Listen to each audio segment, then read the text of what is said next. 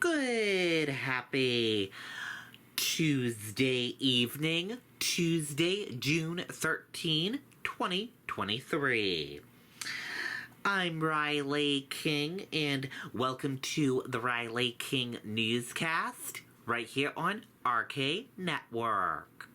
We have a lot of news to get to this Tuesday evening, so let's get started right now.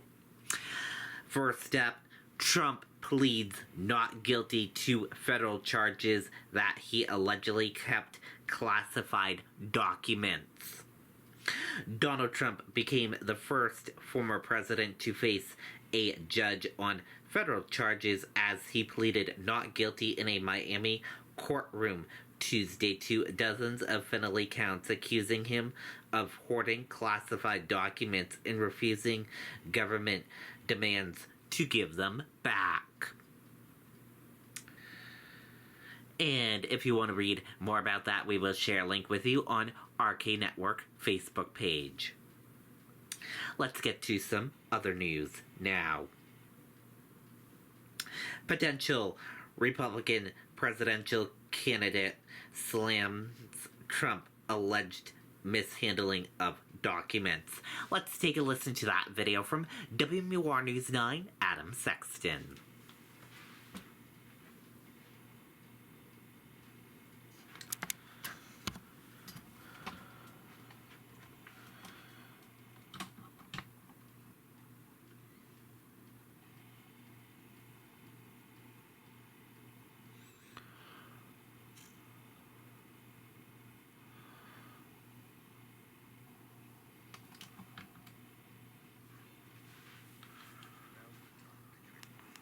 Select Kubota equipment. Part of the #1 rated track. Will Hurd, H-U-R-D. Former Congressman Will Hurd is still getting to know New Hampshire as he considers running for president. As a former CIA clandestine officer, he's an expert in protecting America's secrets, and he says what's alleged in the indictment of former President Trump is indefensible. It is 100% behavior that is unbecoming of a president. And again, we wouldn't be in this situation if he just returned the documents when he was asked. Hurd says Trump's alleged mishandling of classified documents is a slap in the face to the men and women of the intelligence services who risk their lives to gather that kind of information. From reading the indictment closely, he says Trump is accused of possessing documents so sensitive, even their classification is protected. It's not been talked about a lot. Some of the classifications were classified. And when you have a classification that's actually classified, that's not something that's overclassified. Yes, in the government, there's a lot of things that are classified to a level that it probably shouldn't. But when you have some of those kinds of markings, it's unacceptable. Hurd says this scandal erodes the confidence of America's allies and distracts from the Republican presidential primary. Even though the field of presidential candidates is growing more crowded by the week, those who encountered Hurd in downtown Littleton say his open and engaging style could help him stand out if he does run. If it's as about the people as he seems, then sure, why not? With the New Hampshire primary potentially just 7 months away now, Hurd knows the clock is ticking if he wants to get into this race. I got to make a decision real soon, right, about this. I'm definitely evaluating it and whether a dark horse candidate like me has a path. In Littleton, Adam Sexton, WMUR News 9. Okay, and there you go on that video and that report. Former congressional candidate Caroline Levitt calls Trump charges potentially motivated. Let's take a listen to that video from WMUR News 9. Bullfrog spas are the most customizable spas available, and they're available right now at Custom Pools and Spas. Patented jet... We spoke with Levitt when news of this indictment first came down just last week. She was highly critical of it then and remains so today. Levitt is a strong supporter of President Trump here in New Hampshire, now serving as the spokesperson for Make America Great Again, Inc. after a run for Congress last year. She's echoed statements from the former president calling this a political prosecution and a witch hunt. When we spoke with her last, the indictment was still sealed. She now says she has read the full indictment and sees it as evidence of a two-tier justice system. There she's referencing the ongoing special counsel investigation into classified documents found in former offices belonging to now President Joe Biden. And so we are seeing a two-tier system of justice play out here, just like we did with the Russian collusion hoax back in 2016. This is nothing more than an attempt to remove Donald Trump's name from the ballot because Joe Biden knows that he is his greatest threat to being reelected. And again, there is an ongoing special counsel investigation into those documents that President Biden's team did turn back over.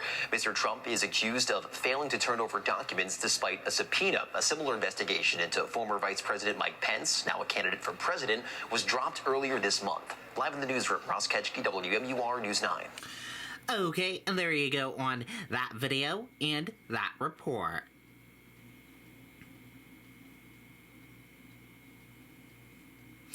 Attorneys of alleged YDC victims call for changes in settlement process.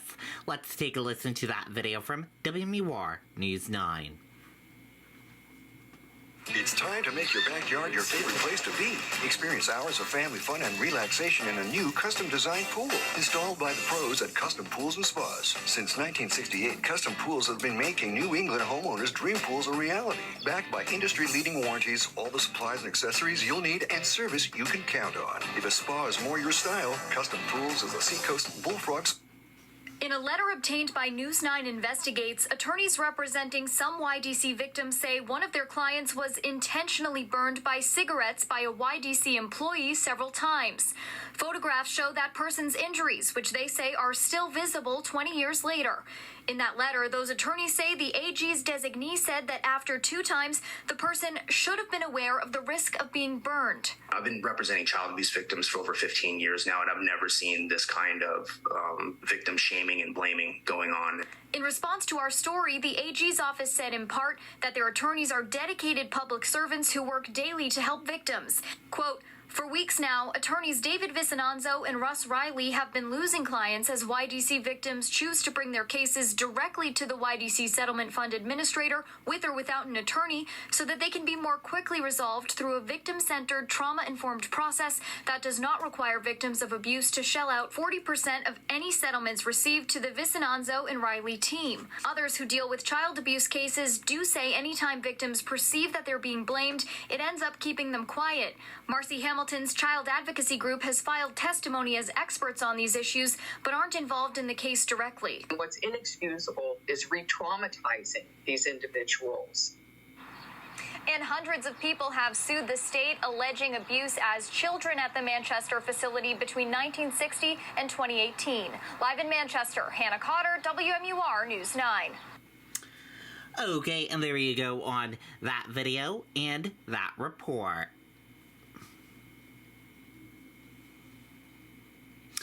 Relatives of woman found dead on I-89 say they're still in shock. Let's take a listen to that video from WMUR News 9. Imagine a world where you can be your own boss and create your own schedule. With a New Hampshire commercial driver's license, Jen, that's right. Such a loss for the family. Gina Majorano's cousin, Brittany Womble, describes her as outgoing, spunky, and nurturing. Majorano was found dead on the side of Interstate 89 earlier this month. Prosecutors say 30-year-old Thomas Hanley and Majorano were driving when Majorano fell out of the vehicle. They expressed concern. Hanley allegedly kept driving and said they shouldn't have been together in the first place because of a prior restraining order against Hanley. The defense says Hanley and Majorano were using meth and noted Hanley called police the next day. Investigators say she died from blunt impact head injuries and it took time to identify her. Majorano's cousin says the two grew up together. She calls Majorano a good mother and says the family is in shock right now. It almost doesn't feel real. And then, like, when you think about it, it's rough. But it's nothing compared to how her parents are doing. Hanley is charged with conduct after an accident, breach of bail, and stalking. Majorano's funeral was scheduled for today in Connecticut. Reporting live, Grace Feinerman, WMUR News 9. Okay, and there you go on that video and that report.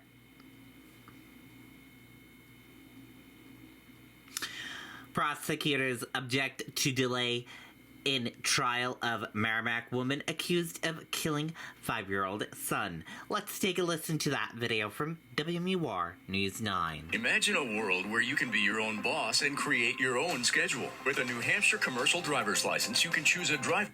Danielle Dauphinais is charged with murdering her 5-year-old son in Merrimack. The state alleging she killed the boy in or around September of 2021. Since October of 2021, Jay Rancourt has been the lead attorney for Dauphinais.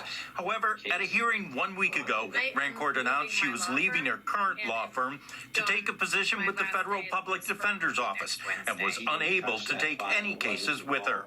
In asking for the delay, the current co-counsel informed the court that it would take time for whomever is appointed to replace Rancourt to get up to speed. In objecting to the delay, the state notes there are no deadlines until September.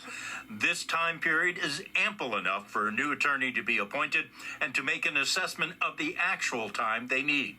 There was a deadline last week for the defense to file any motions to suppress evidence, which the defense is also seeking to extend. Here, the state objects, noting the co-counsel has had the case for 13 months, adding, counsel were aware that the motions deadline was scheduled, did not express any concern that they would be unable to meet it. Nonetheless, the state does agree that any new counsel could appropriately file additional motions. In closing, the state says any further delay will impact the rights of the victim's family and the interests of justice. Ray Brewer, WMUR News 9. Okay, and there you go on that video and that report. And we're going to switch gears now and let's go into weather. And meteorologist Mike Haddad says more showers, storm chances ahead in New Hampshire. Let's go to that full weather forecast from Mike Haddad. Good evening, Mike. Bullfrog Spas are the most customizable spas available, and they're available right now at Custom Pools and Spas. Patented jetpacks make designing the perfect spa experience really easy, and the pros at Custom Pools will help you create the perfect spa for your family. Each new Thank you very much for joining us. Stormwatch 9 weather on the web. Nice and quiet weather overnight tonight after an evening shower or isolated downpour moves through. Again, fairly isolated, so many rain-free hours, but it will be mainly cloudy and on the humid side with some areas of fog. But the unsettled stretch rolls on for the foreseeable future.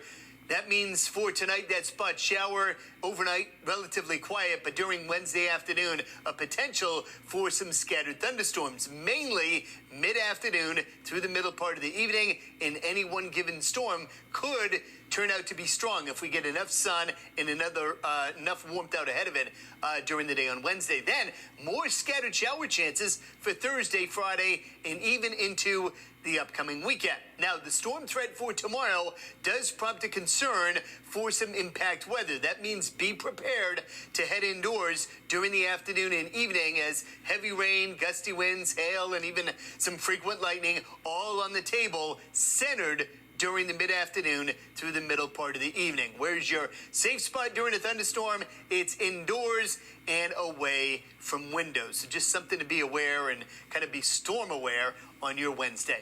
So a passing shower or two for tonight. Could be a quick downpour in a few spots, but many dry hours, but low clouds and fog hanging around. That'll give way to developing sun tomorrow. Say mid-morning through the early afternoon.